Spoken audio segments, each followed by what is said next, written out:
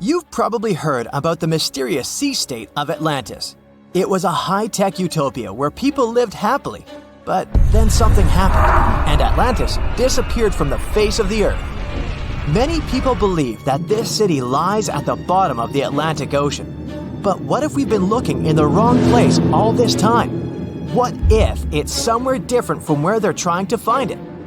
What if all this time Atlantis was in the middle of the Sahara Desert?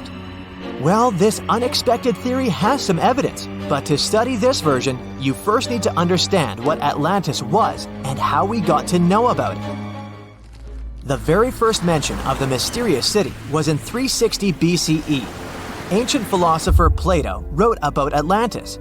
His work, Dialogues, described Atlantis as a rich land with advanced technologies. Its inhabitants were powerful, intelligent, and beautiful, like superhumans. He described in detail the structure of the city, and this was the main reason why many people believed in the existence of Atlantis. According to his records, the Atlanteans built this place in several concentric circles of black and red stone. Then they covered these circles with brass, tin, and precious metals. In the city, there were water channels on which ships sailed. The Atlanteans were sailors, so they built a passage from their city to the open sea. On the internet, you can find many drawings of Atlantis, created based on Plato's descriptions. Take a look at these drawings and an actual photo of the Eye of the Sahara. This place in the Sahara has a shape of several concentric circles. It looks as if a destroyed city left a trace on the sand.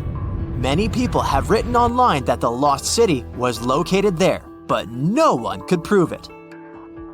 Once upon a time, the Sahara was filled with rivers and lakes. In prehistoric times, there was only water there. So far, everything matches. The Eye of the Sahara was first discovered in the 1930s.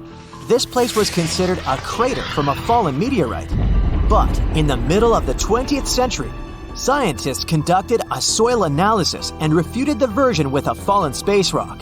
In the end, everyone agreed that this was a dome of molten rocks under which magma was raging. For millions of years, wind and water had been destroying the formed landscape and eventually made it look like perfect circles. But what if the Atlanteans once came to this place and used natural circles to build a city? In this case, we would have many traces and artifacts from this developed civilization. And yes, archaeologists did find some arrowheads, spears, oars, and other things there.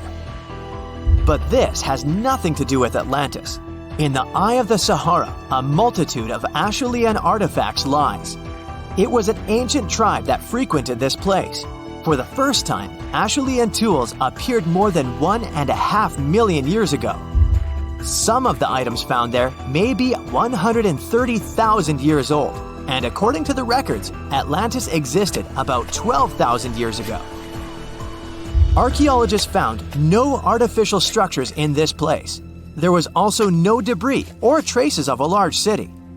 People would have found some stuff if a big city with advanced technologies had existed here. The main supporter of this idea was one YouTube channel. It collected 1 million views and attracted the attention of many historians and anthropologists. The theory that the Eye of the Sahara is Atlantis was quickly refuted. People found too many discrepancies between this place and the description of Atlantis. The author tried to catch the viewer's attention by presenting external similarities between the natural landscape and the fictional ancient city. Another popular theory claims that Atlantis was a real continent located off the Bahamas, but then this city was swallowed up by the Bermuda Triangle. According to this legend, the city ruins still lie at the bottom of the triangle, but there's no confirmation of this theory either. Writer Charles Berlitz invented it. Adherents of this theory claim that the walls and streets in the western part of the Bahamas might be the ruins of Atlantis. But scientists disagree. They have proven that these walls are natural formations of coastal rocks. There are also rumors that the story of Atlantis was inspired by an actual historical catastrophe, the Black Sea Flood. This is the Bosporus, a strait in Turkey connecting the Black Sea and the Sea of Marmara. Around 5,600 BCE, the Black Sea was twice as small as it is now and had many cities on its shores. Unfortunately, a huge flood destroyed this flourishing civilization. Within a year, cities descended underwater, and surviving inhabitants moved to foreign lands and spread stories about the flood. Maybe these stories inspired Plato to come up with Atlantis. In the 1950s, people came up with another version. Atlantis was the continent that is now Antarctica. Tens of thousands of years ago, a warm continent with a developed city shifted to the northern part of our planet because of the movement of Earth's crust. The Atlanteans couldn't adapt to the cold conditions, and Atlantis was covered with a thick layer of ice. This theory was refuted when scientists began studying the tectonic plate's nature. It turned out that Earth's crust couldn't have moved such a huge continent as Antarctica. The tectonic plates don't behave this way at all. But the main question is, was Atlantis real? No one had described it before Plato. Perhaps the philosopher came up with it. Maybe he did this to emphasize the correctness of his views on life and to identify his philosophical theories. In his works, he wrote a lot about divine and human nature and how people can destroy this nature. He spoke of decaying ideal societies because of immoral behavior and vices. The Atlanteans were once moral, spiritual people who created a utopia, but then they became greedy and mean. They destroyed their inner nature, and for this, they had to witness the destruction of their city. One night, fires and earthquakes hit Atlantis and plunged the city into the sea. The higher powers punished people for their immoral behavior, and Plato also wanted everyone to be afraid of moral decay. But judging by the descriptions of the earthquakes and fire, it may seem that Atlantis was destroyed by a volcanic eruption, as it was with the ancient Roman city of Pompeii. And such destructions have happened pretty often throughout history. Natural disasters ruined many developed cities. One of the most famous cases occurred in 1100 BCE in the Mediterranean Sea, when a volcanic eruption destroyed the highly developed Minoan society. The Minoan society existed for about 2,000 years. These people mostly lived on the islands of Crete and Santorini, located north of Crete. The Minoans had beautiful houses, a sewage system, and a developed economy. They were engaged in agriculture, grew fruits and vegetables, painted frescoes, and made jewelry. They were the first people to found the thalassocracy, an empire based on the sea. They lived off of fishing, piracy, and maritime trade. At the time, they performed cruel rituals, and their way of life was far from moral. They were used to earthquakes on the island of Santorini, so they reinforced the walls of the city with wooden beams, but they didn't know what a volcanic eruption was. And when the sulfur smell appeared in the air, they didn't suspect the impending catastrophe. When the volcano spilled out tons of lava and ash, all the residents of Santorini abandoned their homes and tried to escape, but they couldn't. The eruption and earthquake triggered a tsunami. A large wave flooded the coastal part of the island of Crete. This hit the economy of the Minoans hard and destroyed their port harbor. Then, foreigners attacked Crete and finally destroyed the developed civilization. Some historians think that Plato could have referred to the Minoan Empire when describing Atlantis. Using their example, he showed how immoral actions could destroy people. Imagine that it's the year 2025, and our planet has completely changed. Rising sea levels, extreme weather, and the ocean becoming more and more acidic are just some of the problems people have been dealing with for years. But in one of the world's largest coastal cities, the situation has become too serious. It was a sunny day in June when a massive earthquake shook the city to its core. The ground beneath people's feet heaved and shook, and buildings swayed dangerously. People ran through the streets in panic, trying to find safety. But as soon as the ground settled, the inhabitants of the city realized the real danger. A wall of water, almost 100 feet high, was rushing toward the city, propelled by the force of the earthquake. The tsunami hit the city with unimaginable force. Entire neighborhoods were wiped out, and thousands of people lost their lives. But here's where things get interesting. In the aftermath of the disaster, The city's authorities realized that they couldn't just rebuild the city as it was before. They needed to be better prepared for the next potential disaster. And so they came up with an incredibly ambitious project to build an underwater city. The goal was to create a self-sufficient, sustainable city beneath the ocean's surface that could withstand any natural disaster. The underwater city would be powered by renewable energy, using tidal power and underwater solar panels. It would be designed to withstand extreme weather and would have its own emergency response systems. The project attracted some of the world's top scientists, engineers, and architects. They worked tirelessly to design the city and carefully considered every aspect of the project. The underwater city would have everything that a typical city had, from schools and hospitals to stores and restaurants. There would be underwater farms where fish and other marine creatures could grow. The city would even have its transportation system, advanced submarines, and underwater tunnels connecting different parts of the city. The project became a shining beacon of hope for people. It showed that even in the face of disaster, we could come together to create something amazing. But as time went on, the project no longer seemed so perfect. The cost of the project turned out to be higher than planned. There were also concerns about how long such a project would exist. After all, the ocean is very unpredictable. And still, the team of scientists and engineers never gave up. After years of trial and error, they finally created the perfect underwater city, a marvel of engineering, a self-contained ecosystem that could sustain people indefinitely. The buildings were constructed from a material that could withstand the immense pressure at the bottom of the ocean, and the city itself was powered by a network of advanced hydroelectric turbines. It wasn't long before the first wave of colonists arrived at the underwater city. There were different people in this group, and each of them had their own reasons for choosing to live in this new world beneath the waves. Some were adventurers seeking a new world to explore, while others were hoping to escape natural disasters raging on dry land.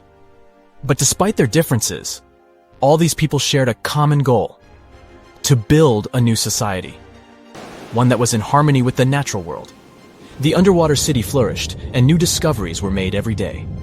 The colonists developed new technologies and ways to tame the power of the ocean. They learned to farm the sea and started cultivating underwater gardens that provided them with a steady food supply. But living underwater was challenging. People felt isolated and even claustrophobic. The situation came to a head when a group of activists started to protest against the city's expansion plans. They argued that the underwater city was a threat to the environment it was meant to protect, and that the colonists should focus on reducing their impact on the delicate underwater life. The protests sparked a heated debate among the colonists. Some of them argued that the survival of the city depended on its growth and expansion. Others claimed that the city needed to prioritize the protection of the environment above all else.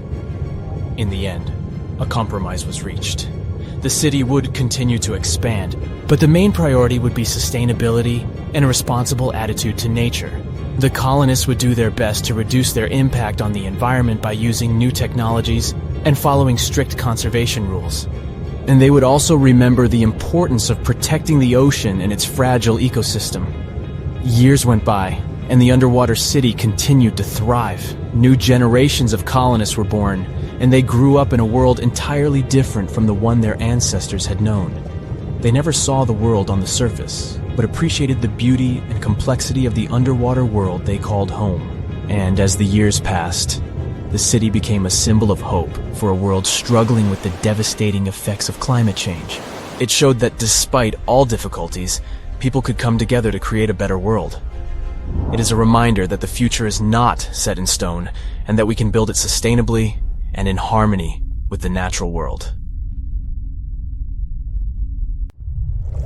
In 2018, the most powerful underwater earthquake occurred between East Africa and Madagascar. There was a deep rift between the Earth's crust and the mantle.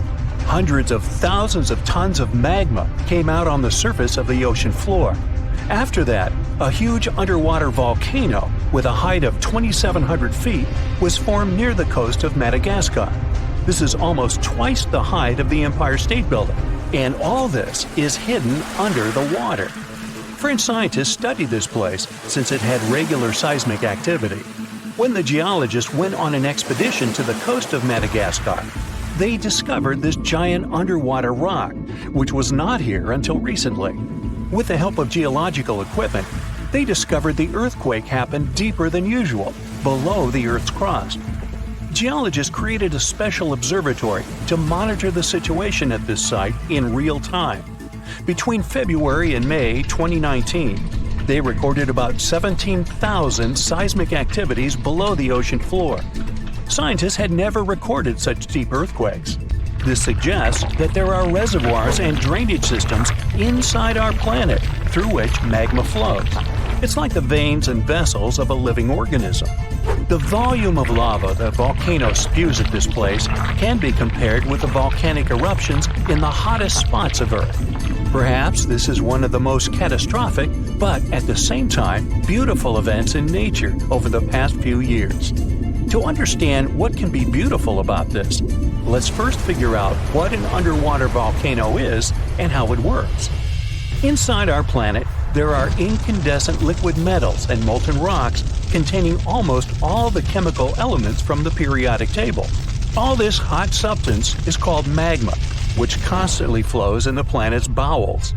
Anyway, magma is lighter than the surrounding Earth's crust, so it always tries to break out upwards. Fortunately, the surface of our planet is strong enough and doesn't allow magma to splash out. But sometimes it happens, and here's why. The Earth's crust consists of many solid parts, tectonic plates. These plates collide with each other because of movement. Imagine a massive picture of puzzles. Each detail of this puzzle is a tectonic plate, and they all are constantly moving. Sometimes one puzzle gets unhooked from another. When this happens, magma immediately spills out of the resulting gap. And these places of faults with flowing magma we call volcanoes. When such a volcano erupts, a new geology begins. A splash of magma shakes the ocean floor. Lava and ash erupt from the inside of our planet. It causes a release of destructive energy of incredible power. But thanks to the water, such a catastrophe can go unnoticed. More than 70% of the seismic activity associated with volcanoes occurs underwater, and almost no one notices it. But inside the water, there's a total mess. Lava heats the water and destroys the seabed.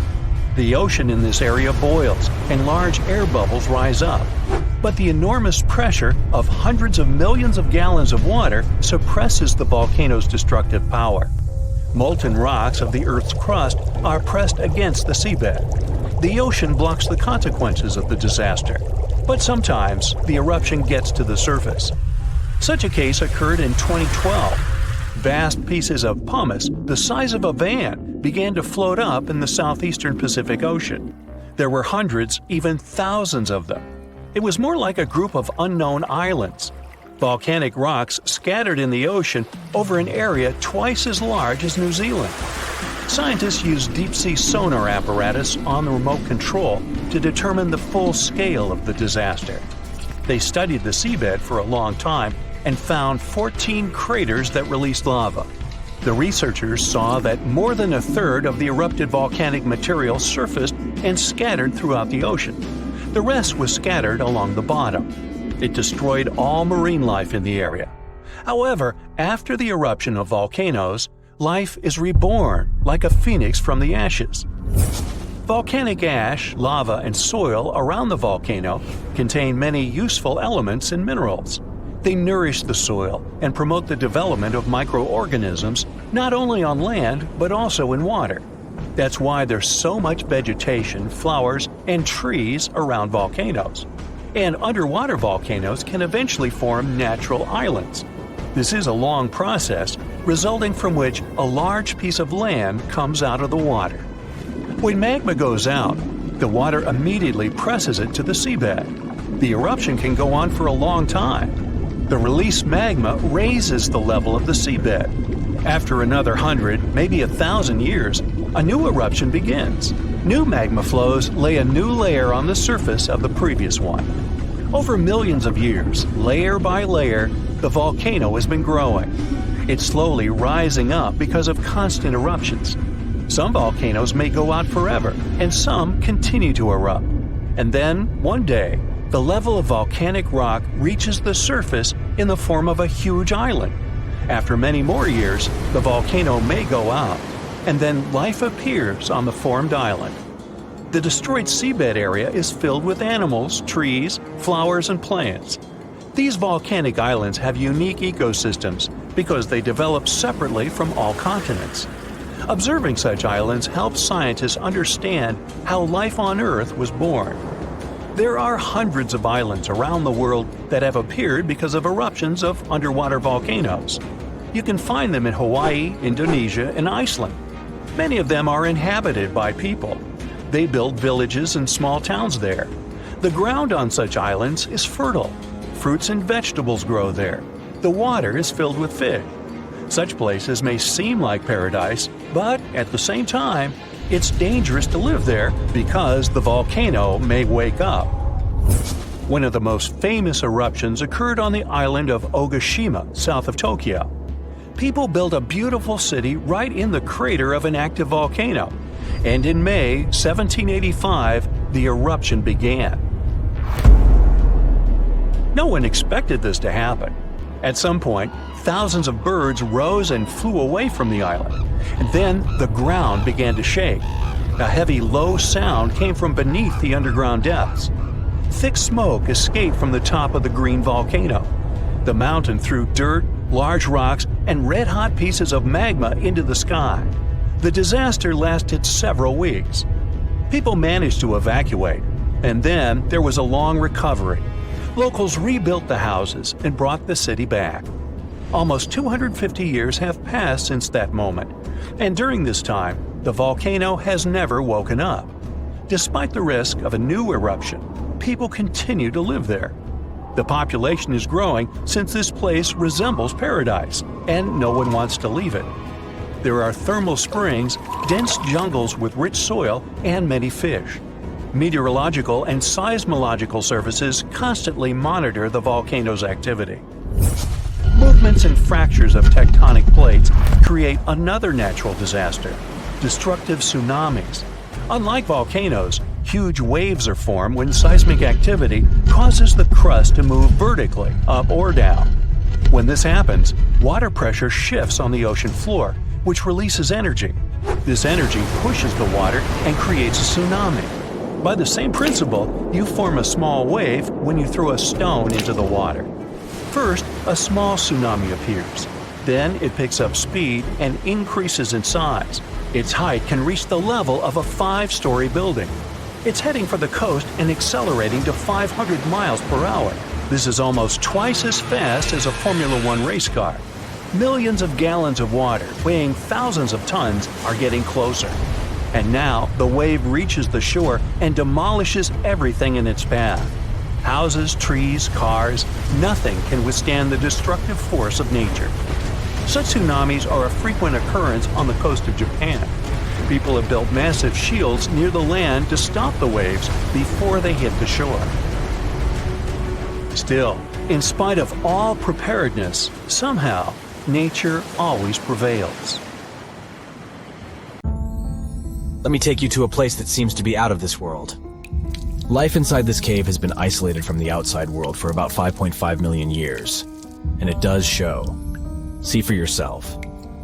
Due to such a long isolation, the conditions inside the Movile cave are like nowhere else on our planet. A unique ecosystem is flourishing there, even though there is a severe lack of sunlight inside the cave, and the air is toxic. The cave, located a few miles west of the Black Sea in Romania, was first discovered in 1986. Nowadays, you can only visit it if you have special permission.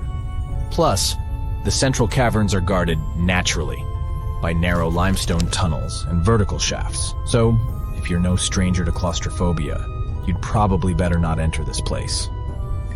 In the depth of the cave, the air has twice less oxygen than the air outside. Instead, it contains a lot of carbon dioxide and hydrogen sulfide, so not the freshest air you can breathe. It's also pitch black inside the cavern. But despite, or should I say thanks to, this cocktail of extremely harsh conditions, the site is a true goldmine for biologists. Shockingly, life seems to be booming here. In a 1996 study, scientists identified 48 species, and 33 of them were unique to the cave. Most of the creatures inhabiting the cave are tiny, with long limbs and antennae that help them navigate in the dark. They have no vision and lack pigment, and it makes sense. Why would you need to be able to see if you live in total darkness? And why would you need to be pretty and colorful with no one to see you? Now, I'm going to take you to another cave. It's no less amazing, but looks very different. This is the Giant Crystal Cave, aka the Cave of the Crystals, in Mexico. These ginormous crystals were found in 2000 by a mining company after the water was pumped out of the cave. 2 miners then saw the crystals after entering the drying cave on foot. These awe-inspiring crystals are actually massive gypsum pillars hidden 984 feet underground. They're anchored to the walls and the floor of the scorching hot cave. Scientists estimate that the crystals could have been already growing for 500,000 years. That's why many of them are so long and wide that you can walk across them.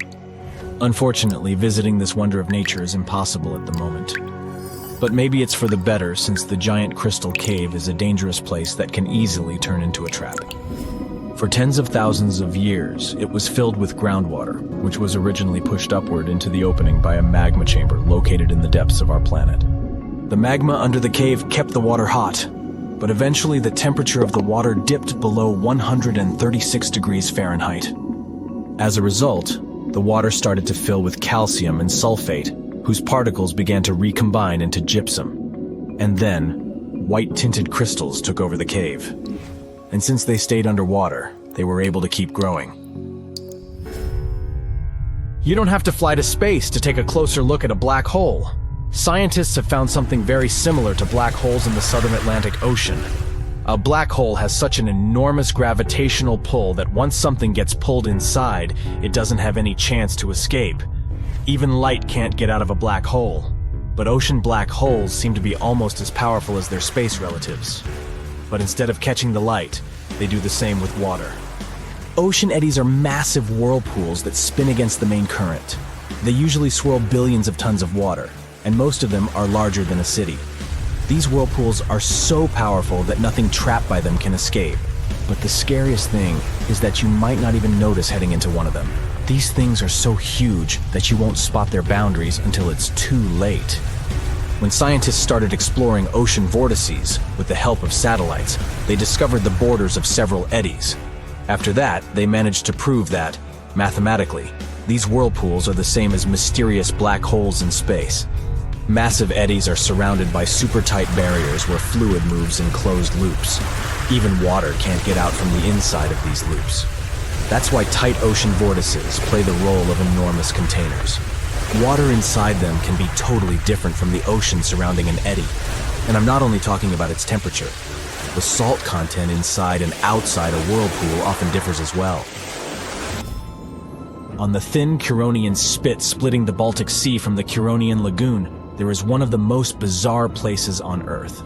Locals call this area the Dancing Forest because pine trees in this forest have shockingly unusual shapes. They twist in spirals and circles along the ground. There are some theories why it could be happening, of course. Some people claim that huge amounts of positive and negative energies once clashed in that spot. More down-to-earth individuals believe that the reason is geological. Sandy soil in the area is too unstable to hold trees growing upright. The most popular is the idea that strong winds blowing from the water influence the shape of the trees. In any case, experts haven't come to the final conclusion yet. Look at these underwater crop circles. For the first time, they were spotted in 1995, close to southern Japan's coast.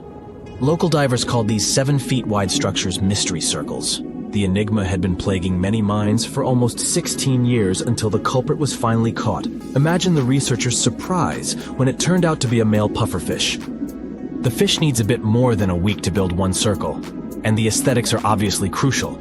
A male is swimming inside the circle, digging valleys in the sand with its fins. But that's not all. The fish also use shells and corals to decorate particular parts of their circles. This whole build-a-circle thing has a practical purpose as well. The way a male fish swims pushes the sand toward the center of the circle and creates a mound which later serves as a nest. The next mystery on our list is in the Caribbean. Just off the coast of Belize, there's a giant sinkhole. That's the Great Blue Hole. It's about 1,000 feet across and more than 400 feet deep. Once, a long, long time ago, this hole was a cave. But then rising waters filled it, making it collapse in on itself. The deeper you'll descend into the Great Hole's crystalline waters, the darker it will become. You'll see tons of stalactite-filled caves there, but entering them is extremely dangerous, unless you want to get hopelessly lost. Once you reach a depth of 50 feet, you'll notice that the water is shimmering. That's the invisible line dividing the sinkhole's salty top from the freshwater abyss. You might want to turn back right now. Who knows what you might come across in the murky depths? There was an old Amazonian legend that told about the river that was so hot that it boiled. And it was believed to be just a legend until Peruvian geoscientist Andres Russo questioned if the river could be real. All experts denied such a possibility. After all, hot rivers do exist, but only in the areas where there are volcanoes. As for the part of the country mentioned in the legend, there are no volcanoes in that region. But Andres Russo was too dedicated to give up. And in 2011, he finally located the river from the legends. The water in it was indeed steaming hot. Its temperature was 186 degrees Fahrenheit, not boiling, but pretty close to this point.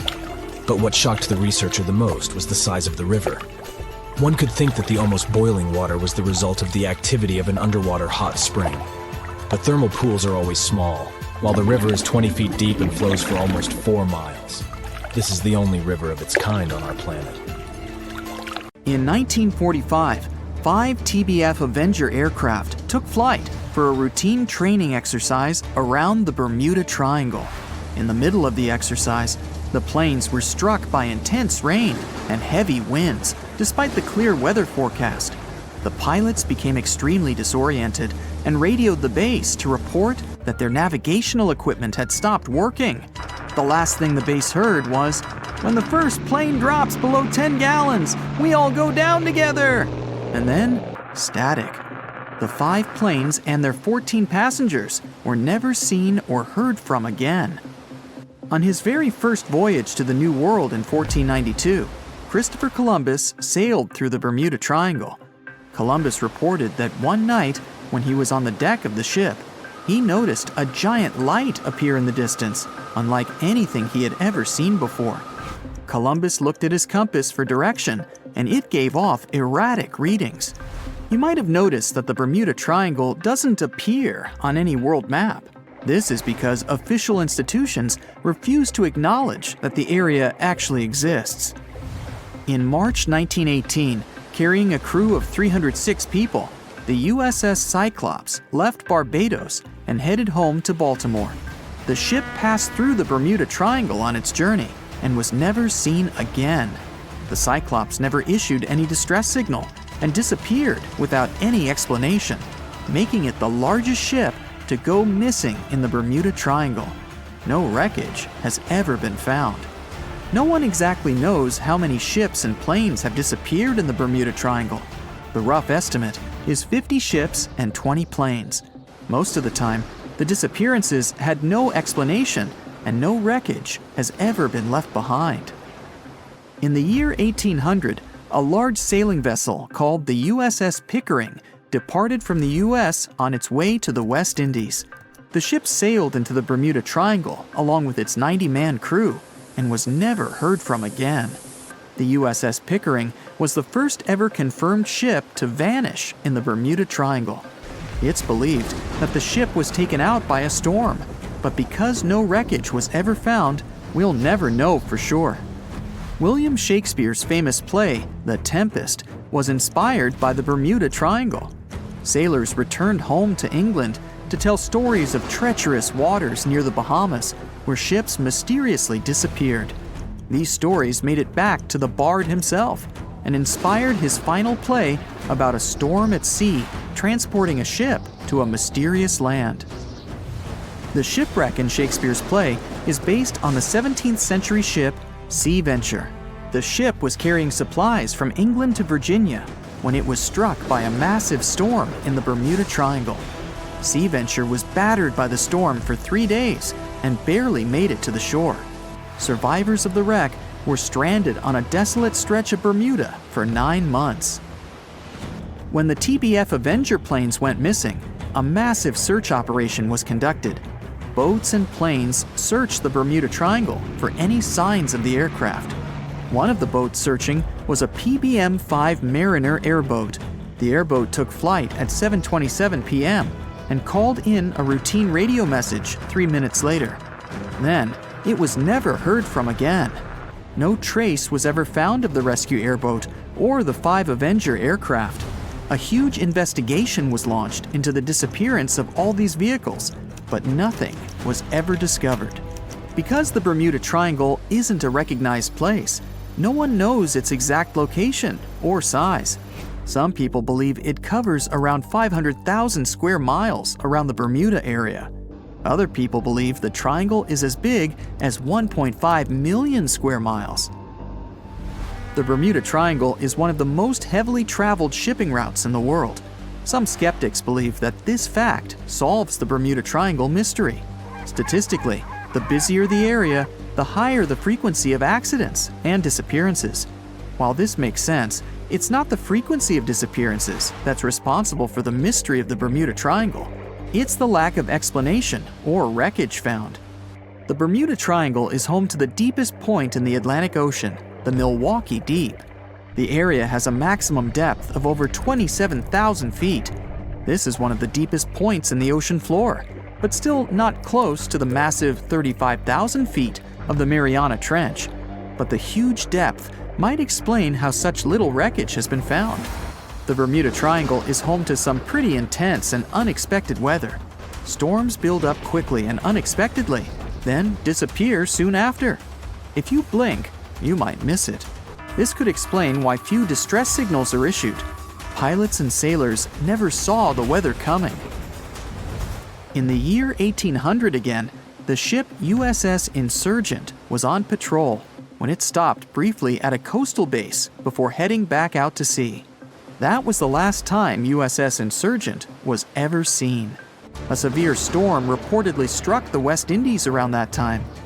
It's believed that storm was so powerful, it could have caused the sinking of both the USS Insurgent and USS Pickering, which vanished around the same time. Like the Pickering, no wreckage of the Insurgent was ever discovered. A popular theory suggests that rogue waves are responsible for many disappearances. Rogue waves are called extreme storm waves by scientists. They occur when different weather patterns take place at the same time and cause large unexpected waves that reach up to 100 feet tall. Witnesses say that the waves look like giant walls of water. These waves could explain why ships go down fast and without leaving any trace. Joshua Slocum was an extremely talented sailor. He was the first person to ever sail single-handedly around the world. But sadly, he was no match for the Bermuda Triangle. In November 1909, Slocum said goodbye to his wife and set off on one of his usual winter voyages to the West Indies. Slocum's wife reported him missing after several months passed without any contact. It's said that he called in at Miami to resupply before vanishing into the Bermuda Triangle. Just off the coast of Japan, you'll find the Bermuda Triangle of the Pacific Ocean. They call it the Dragon's Triangle. Between 1950 and 1954, 9 ships disappeared in this area without leaving a trace. The ship Kaiomaru 5 was sent to investigate these unexplained disappearances when it also vanished. After this incident, the Japanese authorities labeled the area as a danger zone, and sailors are encouraged to avoid it. On the ocean floor, decomposing organisms let off large concentrations of methane gas that gets trapped under the water. This gas can build up until, boom, it ruptures. The gas surges up to the surface and erupts. If a ship was in the area of one of these ruptures, the water would become much less dense and cause the ship to sink rapidly and without warning. Scientists believe this could be the cause of the many disappearances in the Bermuda Triangle. While this theory makes a lot of sense, it doesn't seem too likely. The United States Geological Survey has stated that no large releases of gas are believed to have occurred in the Bermuda Triangle for the past 15,000 years. In July 2015, 2 teenagers disappeared after setting sail off the coast of Florida. there's some mystery about what the two teens were really getting up to. They told their parents that they were just going to fish, but they told their friends that they were crossing to the Bahamas. Shortly after they left, a line of thunderstorms moved towards the area, and the boys were never heard from again. A massive 15,000-mile search was conducted, but sadly, nothing was found. 1 year later, the pair's boat was found off the coast of Bermuda with a broken iPhone and some personal effects left inside. One of the most popular and bizarre theories trying to solve the Bermuda Triangle mystery comes from Charles Berlitz. He insists that the area is home to the lost city of Atlantis. The missing ships and planes and malfunctioning equipment, according to him, were all caused by rays of energy let out by the special energy crystals that power Atlantis. While this sounds silly, Berlitz's theory was convincing enough that over 20 million people bought his book worldwide. These people can spend more than 5 hours a day underwater, and this must be the closest thing we have to actual mermaids. Meet the Bajau tribe from Indonesia, Malaysia, and the Philippines. This tribe developed an extraordinary mutation which helps them to almost live in the sea. Known as the nomads of the sea, they've been living near the waters of the Sulu Sea by the Philippines for nearly 1,000 years. Looks like Moana's got competition. Look at their houses. They're built on stilts, and there's a reason for it. These are the traditional lancha houseboats, which are great for getting to the water as often as possible.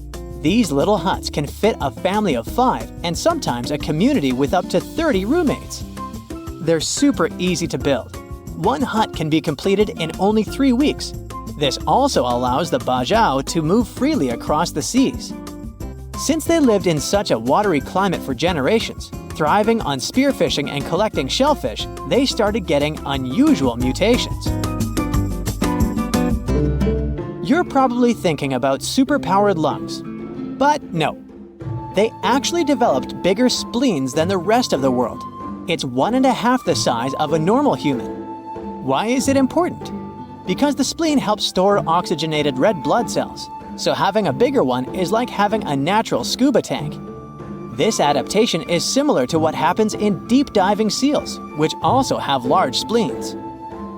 Scientists found that they have a special gene called PDE10A that's responsible for this. Bajau can hold their breath for about 10 minutes. For comparison, a regular human can do that for about 30 to 90 seconds. And the world record is 24 minutes and 37 seconds. They also spend up to 60% of their day underwater. And you'll never guess what diets they have. Of course, they eat a variety of sea creatures, especially lobsters, snails, and sea cucumbers, which are known for being very nutritional and even medicinal. They build their boats themselves, fish using traditional methods, and trade their surplus catch with the mainlanders for essential supplies. They also use this money to buy cassava and prepare their cultural dish called cassava pangikai. Since they don't have fridges, they line up tons of caught fish and sun-dry it. Thanks to this technique, the fish can last for weeks. People from this tribe are yet to develop gills and scales, but they have their underwater quirks. When they hold their breath and dive, their bodies go into a special mode where their heart rate slows down and their spleen squeezes out extra oxygen into their bloodstream. Usually, Bajau uses traditional wooden goggles and weighted belts. They also have incredible free-diving skills. They've conquered depths of over 230 feet. They start learning how to swim at about 8 years of age, or even younger. At the same time, they learn to hunt and survive in general. The Bajau people also make their own sunscreen. It's an everyday sunscreen called Borak Buas. It's mostly based on turmeric and rice powder, and women use it to protect their skin from the strong sun rays. It's a simple and cheap way to protect beauty, so it's especially popular among unmarried Bajau women who want to attract a potential spouse. But it's not all smooth sailing. In the 1950s, the Malaysian government put the Bajau in a pretty difficult legal position. After living for centuries as unrestricted nomads, now they have to carefully navigate its journeys across national borders and bureaucratic hurdles.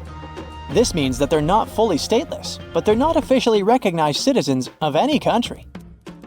Today, only a few hundred Bajau families live near Semporna, Malaysia, but it's getting harder to live such a life.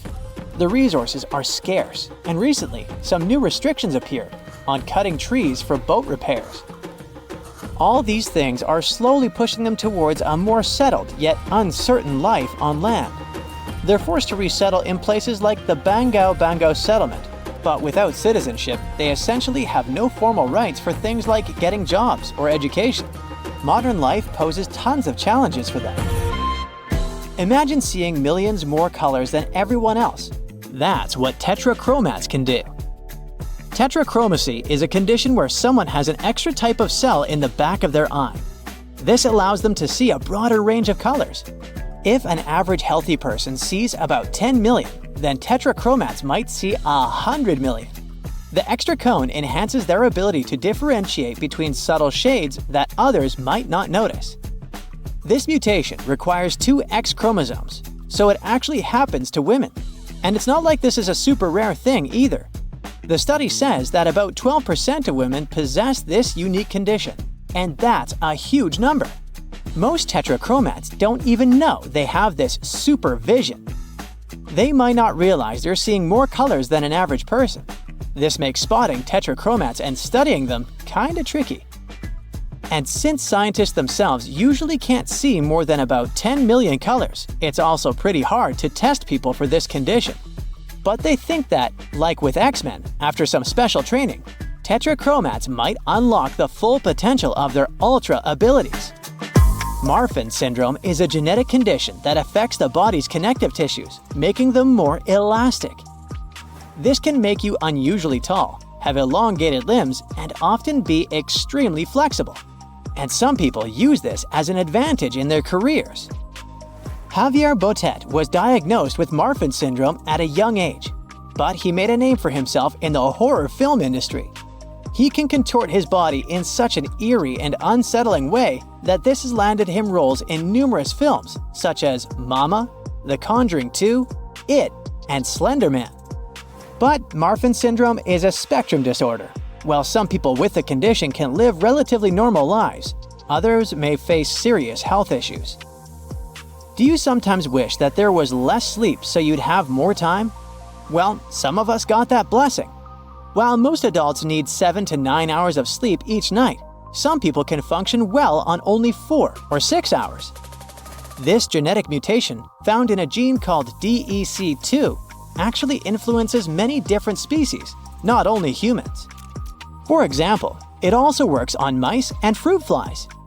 DEC2 helps regulate circadian rhythms, the natural biological clock. This mutation affects the production of orexin, which is a hormone involved in wakefulness and maintaining the sleep-wake cycle. Basically, it helps release morning hormones earlier than usual and fades away before dawn. They discovered this gene in a family of natural short sleepers. It was a bunch of people who go to bed at a normal time, 11 p.m. to midnight, but wake up at 5 in the morning without any issue. It's a super rare mutation. It might sound like something out of a comic book, but humans can actually have super strength. Turns out, some accidental mutations can unleash titanic strength without any crazy workout routines. There are 2 proteins in our body, myostatin and activin A, that usually are secreted by muscle cells to suppress excessive growth. In other words, these 2 help regulate the size and number of your muscle cells, so you don't end up accidentally looking like Schwarzenegger. But as you can guess, some do end up like that.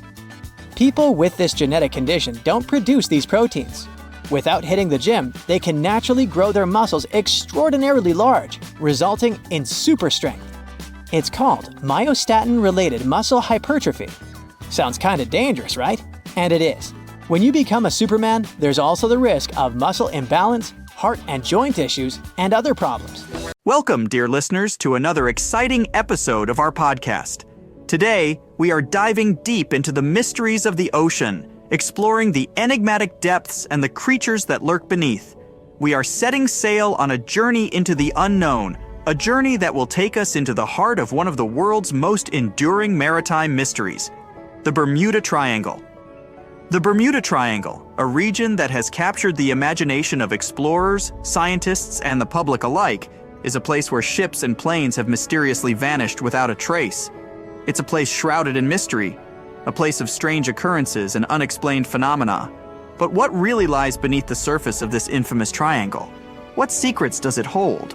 And what can it tell us about the world we live in? In this episode, we'll be exploring these questions and more. We'll delve into the historical legends of the Kraken, the scientific evidence of giant squids, and the unique characteristics that make these creatures so fascinating. We'll also discuss the various theories surrounding the Bermuda Triangle, from magnetic anomalies to methane gas bubbles, and try to separate fact from fiction.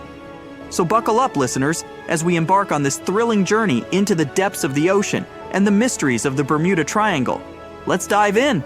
However, it's important to note that the Bermuda Triangle is not recognized as an official region by the U.S. Board on Geographic Names or any other international geographic organization. It does not appear on any official world maps. Instead, it exists primarily in the realm of popular culture and folklore, a testament to our fascination with the unexplained and the unknown. Despite the lack of official recognition, the Bermuda Triangle continues to captivate the public imagination.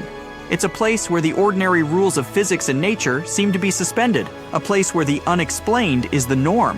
Whether or not the Bermuda Triangle is a hotbed of paranormal activity or simply a region prone to natural disasters and human error, the term Bermuda Triangle has become a symbol of the world's most enduring maritime mysteries. Let's remember Christopher Columbus, the famed explorer, had his own brush with the mysteries of the Bermuda Triangle. On his first voyage to the New World in 1492, Columbus sailed through what is now known as the Bermuda Triangle. His logs from this voyage provide the first written accounts of strange occurrences in this region. According to Columbus's logs, on the evening of October 11, 1492, he noticed that his compass was behaving strangely. The needle, instead of pointing to magnetic north, was fluctuating and pointing erratically. This was one of the first recorded instances of compass anomalies in the Bermuda Triangle. In addition to the compass anomalies, Columbus also reported seeing a strange light in the distance. He described it as a small wax candle that rose and lifted up, which to some seemed to be an indication of land. However, the light was observed 4 hours before land was sighted, and its source remains a mystery. Columbus's encounter with the Bermuda Triangle adds an intriguing historical dimension to the region's mystery. His accounts of compass anomalies and strange lights are consistent with many of the later reports of unexplained phenomena in the Bermuda Triangle. While Columbus may not have understood the significance of his experiences at the time, his logs provide early evidence of the unusual occurrences that have come to define the Bermuda Triangle.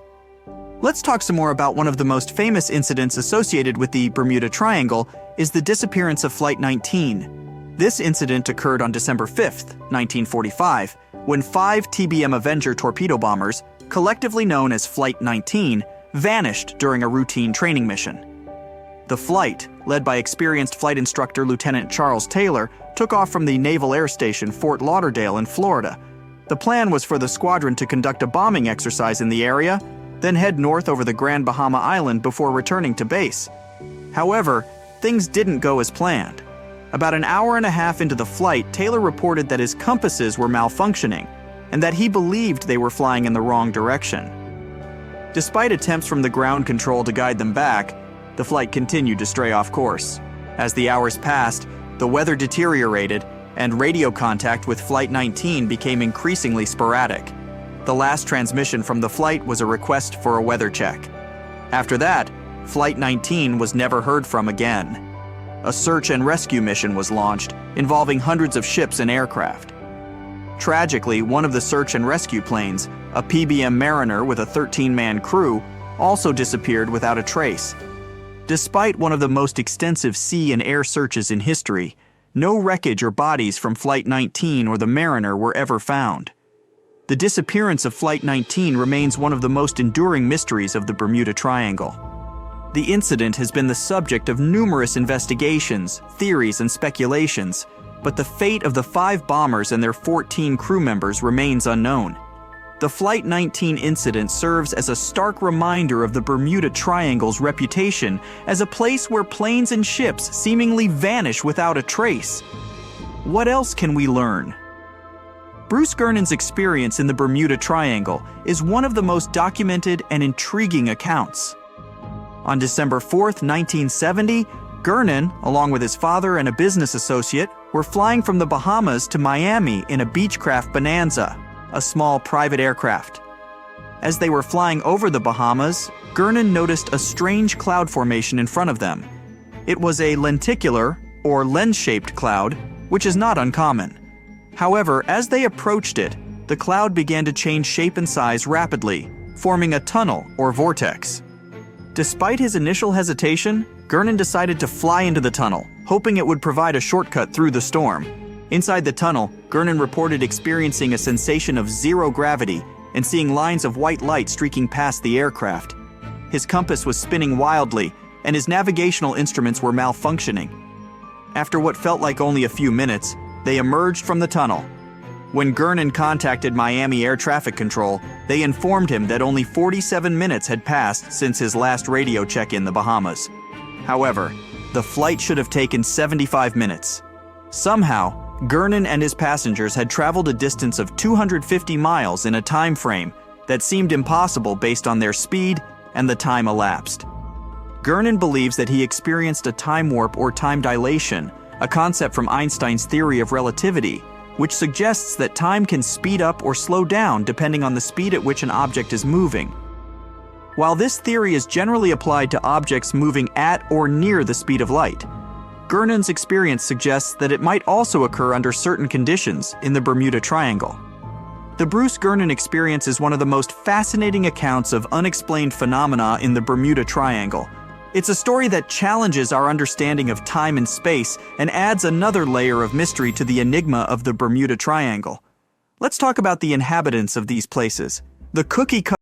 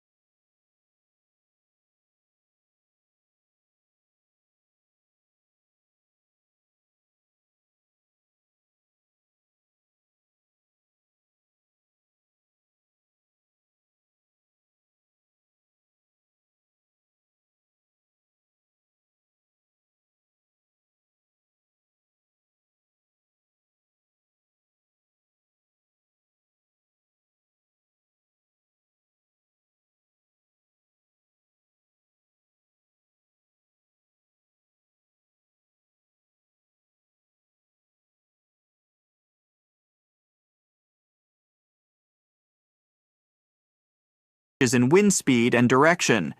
These weather conditions can be particularly dangerous for ships and aircraft. The Gulf Stream, a powerful ocean current that flows through the Bermuda Triangle, is another natural phenomenon that can pose a danger. The Gulf Stream can cause rapid, sometimes unpredictable changes in weather. It can also create choppy sea conditions and can carry away debris, making it harder to locate a ship or plane that has sunk. While the Bermuda Triangle is often associated with supernatural phenomena and alien theories, it's important to remember that many of the disappearances in the area can be explained by natural phenomena.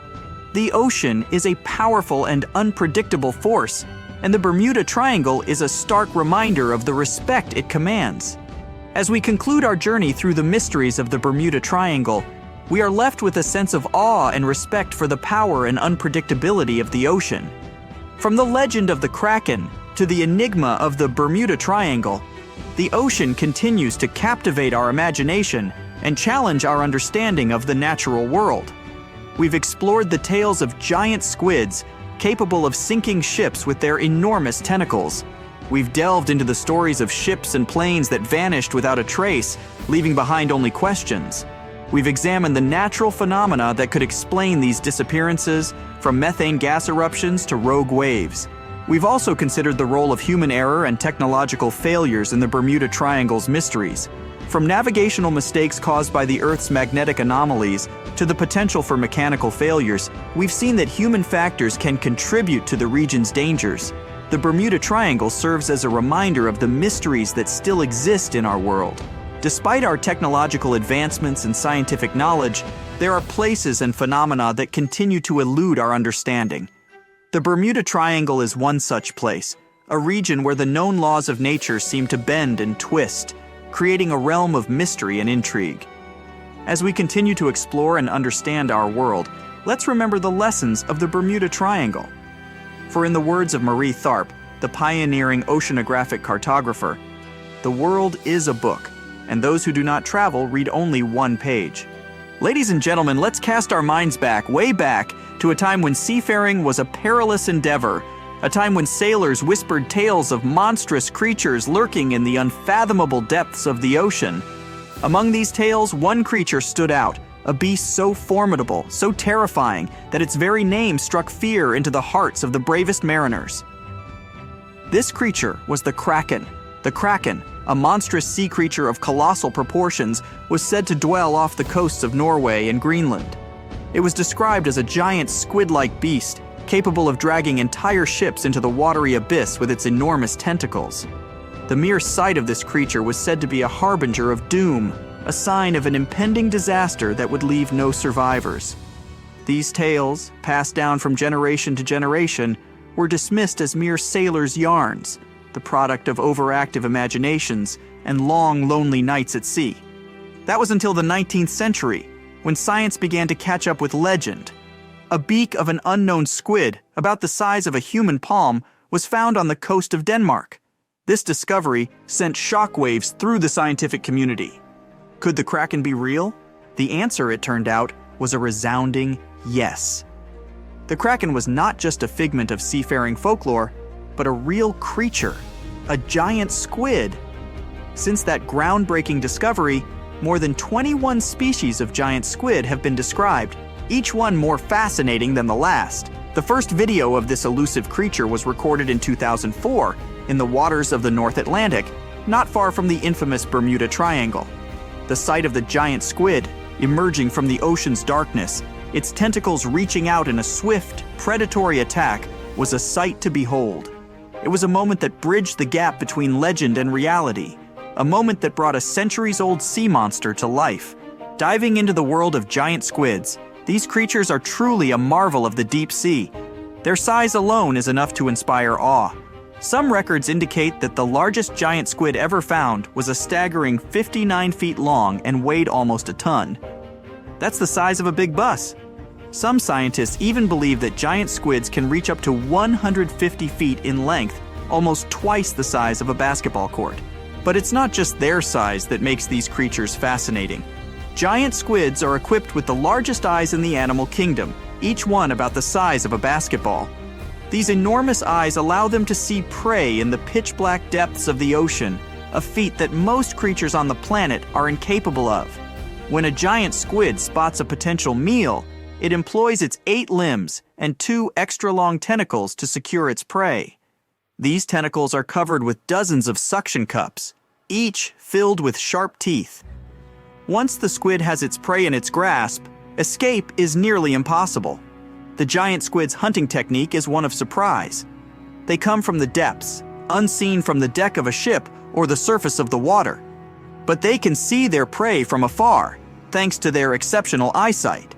In a swift, sudden attack, they use their tentacles to ensnare their prey, bringing it to their beak-shaped mouth.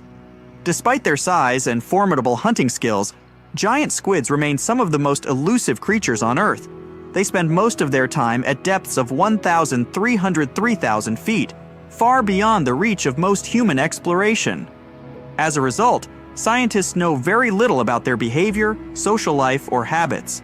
But one thing is certain: the ocean is teeming with these incredible creatures, each one a testament to the wonders and mysteries of the deep sea.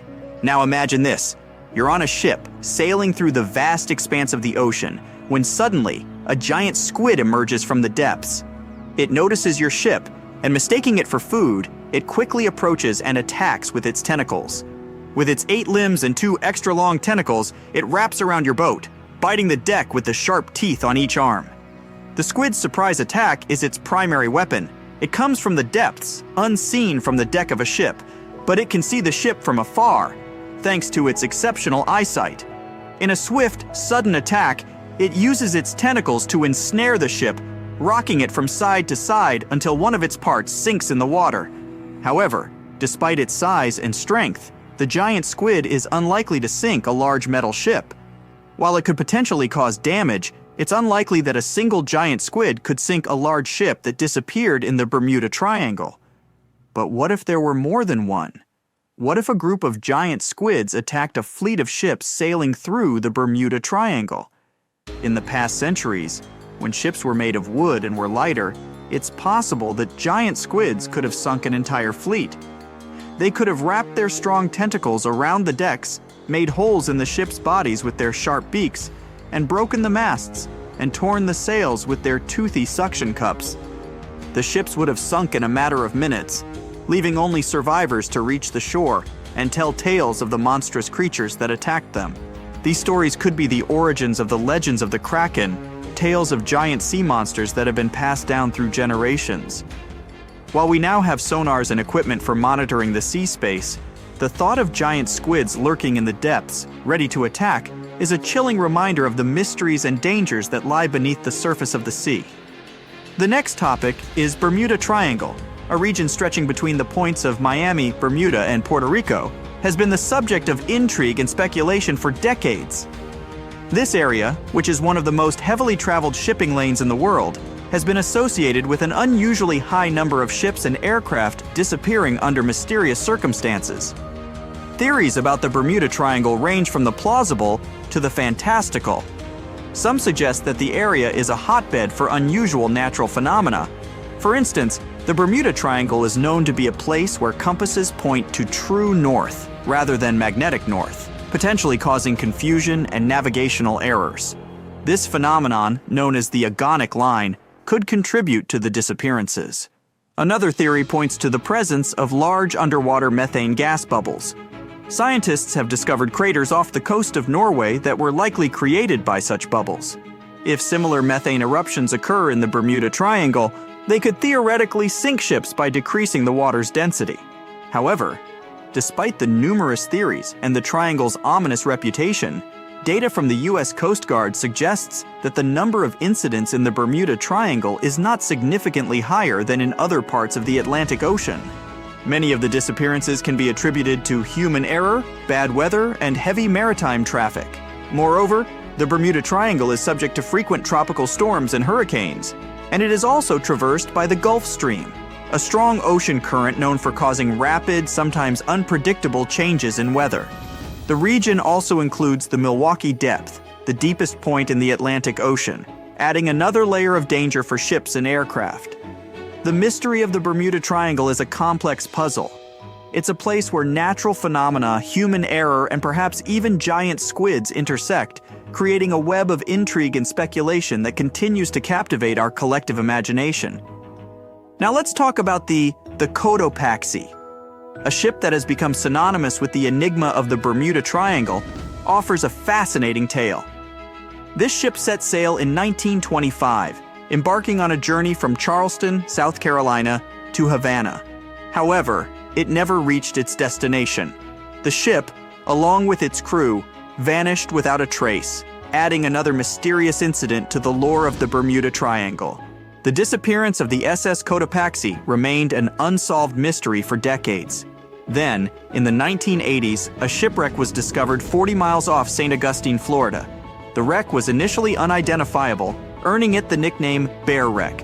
It was only after years of research and investigation, primarily by marine biologists, that the ship was finally identified as the missing SS Cotopaxi. This identification was confirmed in January 2020, almost a century after the ship's disappearance. The reappearance of the SS Cotopaxi raised more questions than it answered. How did the ship end up so far from its intended route? And why did it sink? The shipwreck's location, outside the boundaries of the Bermuda Triangle, added another layer of mystery to the incident. The SS Cotopaxi incident serves as a poignant reminder of the ocean's unpredictability and the enduring mystery of the Bermuda Triangle. It's a tale of a ship that set sail on a routine voyage, only to disappear into the annals of maritime lore, leaving behind a trail of questions that continue to intrigue and mystify to this day. The term Bermuda Triangle was first coined by writer Vincent Gaddis in 1964 in an article for the magazine Argosy. Gaddis used the term to describe an area in the Atlantic Ocean, which is bounded by Miami, Bermuda, and Puerto Rico. He noted that a number of ships and planes had disappeared under mysterious circumstances in this region, often without a trace. Gaddis's article sparked widespread interest and led to the Bermuda Triangle becoming a popular topic in books, articles, and documentaries. The term Bermuda Triangle quickly entered popular culture, becoming synonymous with mystery, intrigue, and unexplained phenomena. The Bermuda Triangle is one of the most heavily traveled shipping routes in the world. Some skeptics believe that this fact solves the Bermuda Triangle mystery. Statistically, the busier the area, the higher the frequency of accidents and disappearances. While this makes sense, it's not the frequency of disappearances that's responsible for the mystery of the Bermuda Triangle. It's the lack of explanation or wreckage found.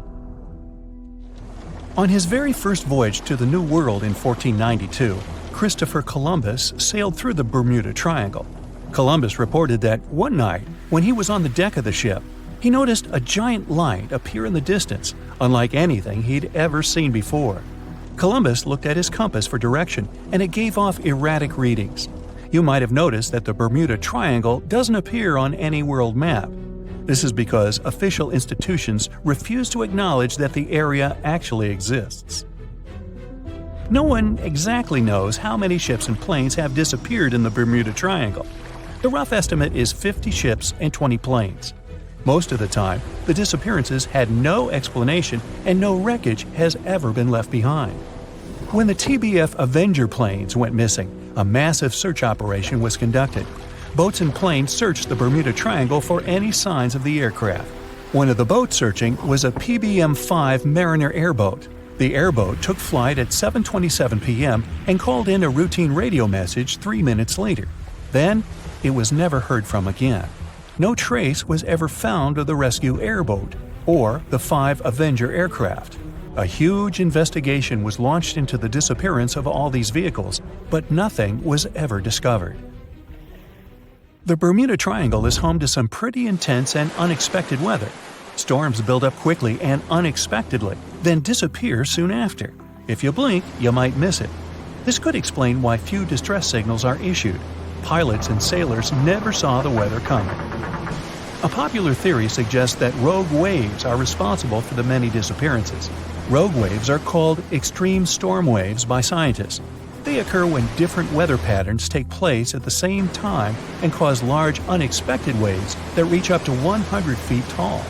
Witnesses say that the waves look like giant walls of water.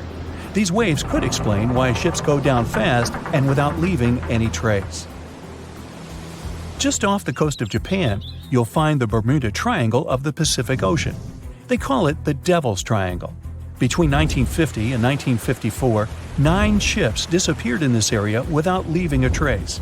The ship Kaio Maru 5 was sent to investigate these unexplained disappearances when it also vanished. After this incident, the Japanese authorities labeled the area as a danger zone, and sailors were encouraged to avoid it. Some people blame all disasters on the extraterrestrial paranormal activity. Others suppose it's all about raging natural phenomena. Some scientists believe the cause of anomalies is the environmental changes. Also, there's a really high concentration of methane hydrates on the bottom of the ocean in the Pacific Bermuda area. This gas tends to set off, and when it happens, bubbles start forming on the surface of the water. These gas eruptions can interrupt the ability to float and can easily sink a ship. Because of this chemical reaction, there won't be even a trace left. Underwater volcanoes are said to be another possible explanation for the Japanese Dragon's Triangle. In fact, they can take down even small islands. Luckily, nobody lives there. It's a pretty common thing in this area that some of them disappear underwater and others appear out of the blue because of seismic activity. You'll never find the Dragon's Triangle on any official map of the world, so nobody's quite sure about how large it is in reality. In July 2015, 2 teenagers disappeared after setting sail off the coast of Florida. There's some mystery about what the 2 teens were really getting up to. They told their parents that they were just going to fish, but they told their friends that they were crossing to the Bahamas. Shortly after they left, a line of thunderstorms moved towards the area, and the boys were never heard from again. A massive search was conducted, but sadly, nothing was found. 1 year later, the pair's boat was found off the coast of Bermuda with a broken iPhone and some personal effects left inside. One of the most popular and bizarre theories trying to solve the Bermuda Triangle mystery comes from Charles Berlitz. He insists that the area is home to the lost city of Atlantis. The missing ships and planes and malfunctioning equipment, according to him, were all caused by rays of energy let out by the special energy crystals that power Atlantis. While this sounds silly, Berlitz's theory was convincing enough that over 20 million people bought his book worldwide. Previously, the compass wouldn't work well in the Bermuda Triangle since the lines of the 2 poles coincided here, true north and magnetic north. But if you fall into this line, your compass will behave strangely. But the magnetic north is constantly shifting, and now it's far beyond the triangle. No legend says pirates of the last centuries operate in the Bermuda Triangle, or that the Flying Dutchman makes other ships disappear. A popular theory is that ships travel to the distant past or future through a time portal in the Bermuda Triangle. Fortunately, these are all myths.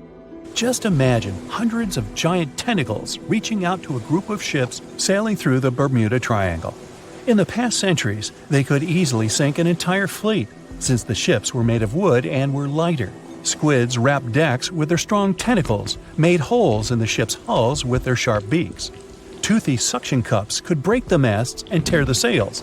The water was filling the holds and slowly rising to the deck. The ship sank in a matter of minutes. Survivors reached the shore and told everyone about huge monsters. This is how the legends of the Kraken appeared. Fortunately, now people have sonars and equipment for monitoring the sea space. They say the main reason why this place is so enigmatic must be the magnetic fields that form this ominous triangle. Ocean floor is made of rocks containing a lot of magnetite. It's more like iron. Magnetic fields react to the high concentration of magnetite on the ocean floor, which may start a sort of conflict between the two. It can often lead to various weather anomalies and, as a result, navigation issues. And naturally, any changes in the ocean floor or the Earth's magnetic fields influence the Bermuda Triangle a lot. Magnetic fields tend to shift their position, so do tectonic plates and even the continents, even though we never notice it. The skies are usually very clear there, but back in 1883, some people witnessed abnormal things in the area. Some claim to have seen large blocks of ice falling from the skies and the crew even managed to save one as hard proof. Seems like the Bermuda Triangle has an alternate not only on Earth, but even in space. Spacecraft usually don't disappear into thin air though, like there's no air. This anomalous area is really large and stretches right above the South Atlantic. It occupies the area from Chile to Zimbabwe and sits right at the point where Van Allen radiation belts are the closest to the surface of our planet. The Earth has two such belts, which come in handy trapping the particles that shoot in from the Sun. They do a great job protecting the Earth from radiation. The magnetic field there is lower, so it allows the Earth's radiation belt to come closer to the surface. Whenever a satellite passes by, it will be exposed to radiation, which might lead to serious damage. So, no satellite can take pictures of it. The South Atlantic anomaly is part of the Earth where natural radiation just flows out of control. Still, there is little evidence that all these triangles are really dangerous. Many believe the Bermuda Triangle itself has been proven time and again to be nothing but a work of fiction. In fact, some shipwrecks, such as the Ellen Austin, gained popularity in the middle of the 20th century, while nobody even thought of drawing a triangle in the Bermuda area before that. The mystery was popularized by science fiction writers and became a common myth, while no serious research proved it any more dangerous than other parts of the world's ocean. So, the crew of the Ellen Austin back in 1881 weren't even aware of the Bermuda Triangle back then, let alone afraid of it. What do you think?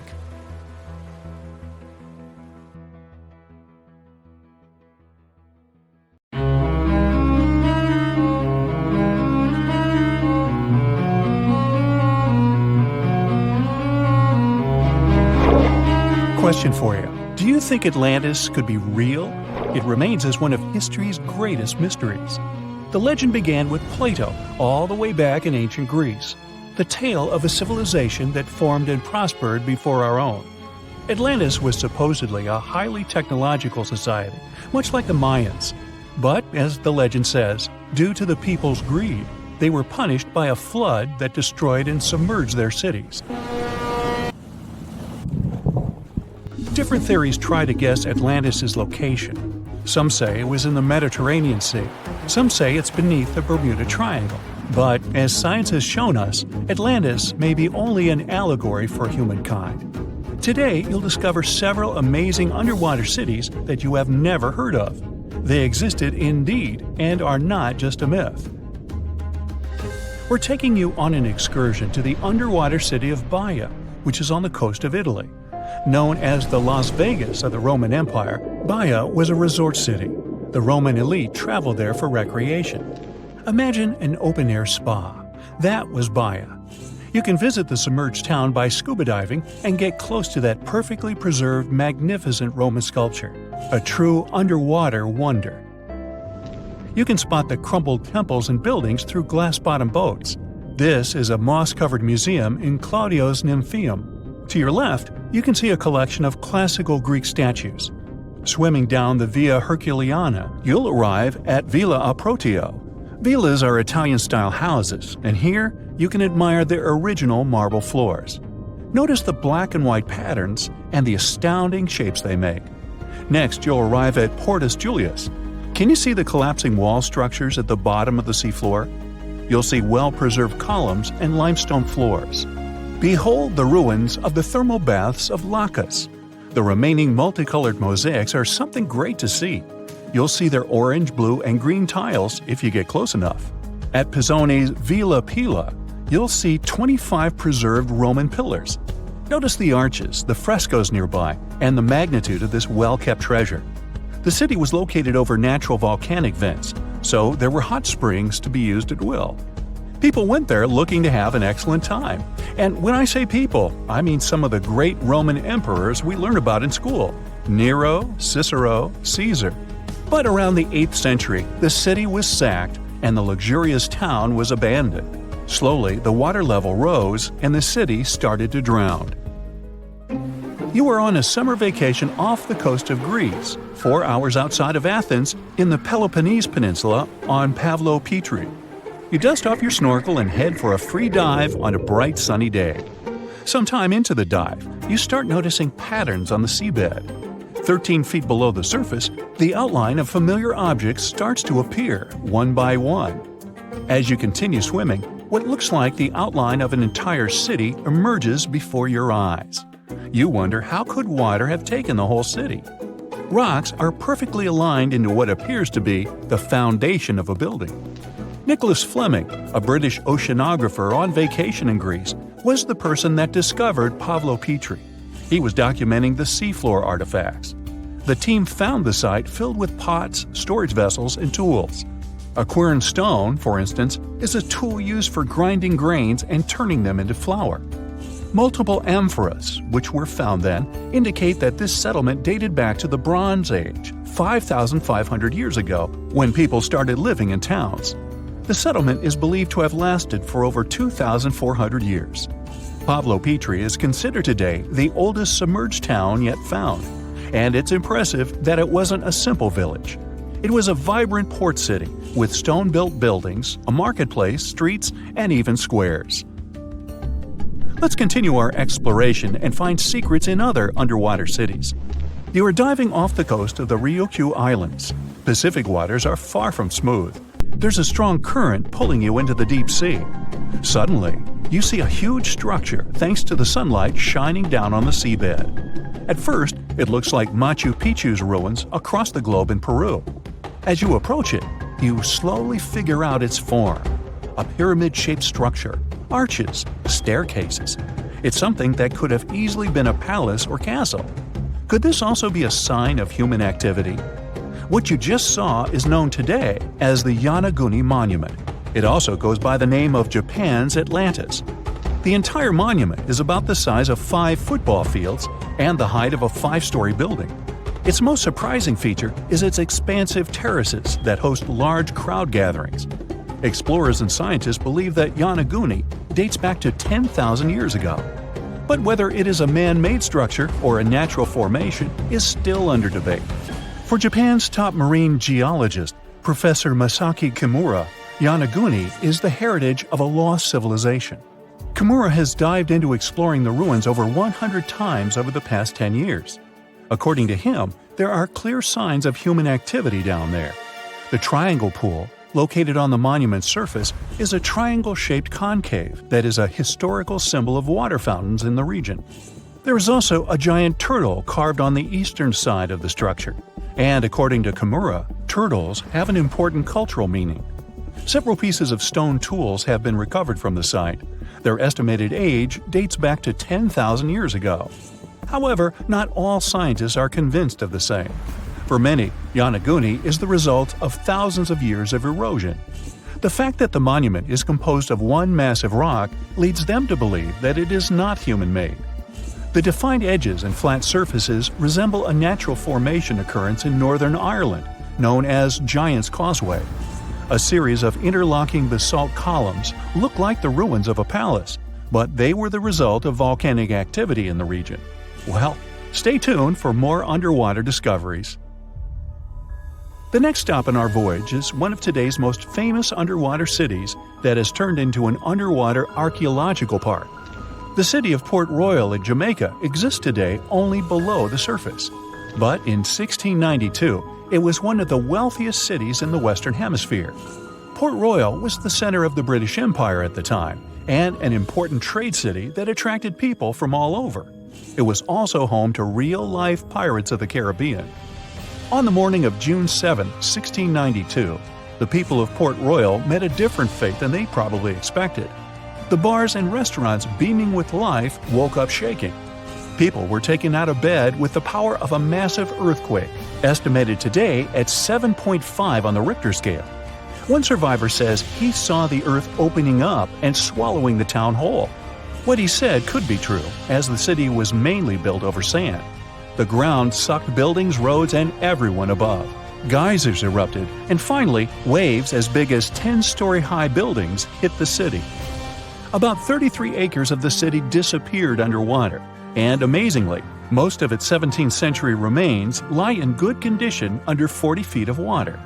In the ruins, archaeologists have found taverns, storage rooms, kitchens, and recreational buildings used for diverse purposes. You can see a grand lion statue, a submerged bridge, and many picturesque arches. Now, do you fancy a trip to India? Just outside its coast lies another sunken marvel. A site known as the Lost City of Cambay is located on the Gulf of a similar name. It remained hidden until 2001, when the National Institute of Ocean Technology did a routine water assessment.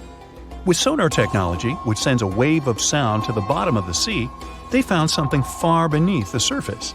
Images showed well-defined geometric shapes spread along a 5-mile stretch. The remains found dated to more than 9,500 years ago, meaning that this civilization was lost at around the end of the Ice Age. Debris recovered from the site included construction material, pottery, beads, sculptures, and even bones. Scientists argue whether these artifacts are indeed from the site, but if they truly are, then the lost city of Cambay would be the oldest civilization in the world.